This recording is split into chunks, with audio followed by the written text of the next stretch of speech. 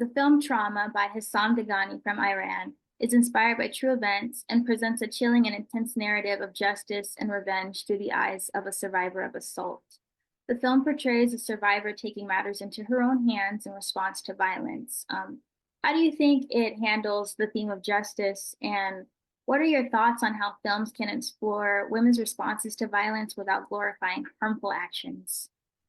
Yeah, so this film is hard to watch, and I think it's important to to emphasize that it's from Iran, and in Iran today, women are, struggling for their freedom in all ways. Women who appear in the street without a head covering get lashes, they're imprisoned. There's been the Women Life Freedom movement going on for a couple of years now.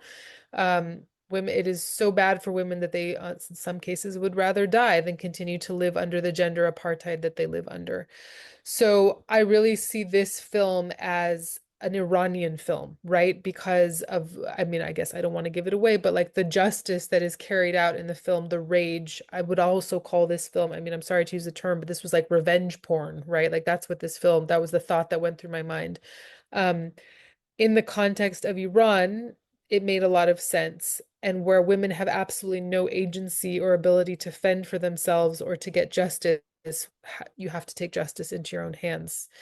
Um, because talk about being vulnerable. So I felt the film was very powerful and very telling of the frustration and lack of power that women have in Iran. So it was hard to watch, but it also was like, if I see it through that lens, it was very satisfying, right? Like her perpetrator met his justice.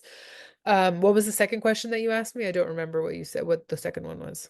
I said, how can films explore women's responses to violence without glorifying harmful actions? Yeah, okay. So that's a real, so yeah, so th this was definitely, there were definitely some harmful actions in this film.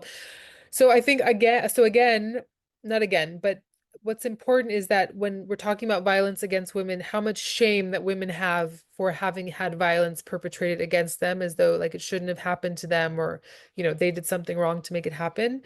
Um, but there is rage. There is rage, right? That rage at being powerless, rage at something being done to you that you did not ask for, that you did not deserve, and that there's no recourse for that.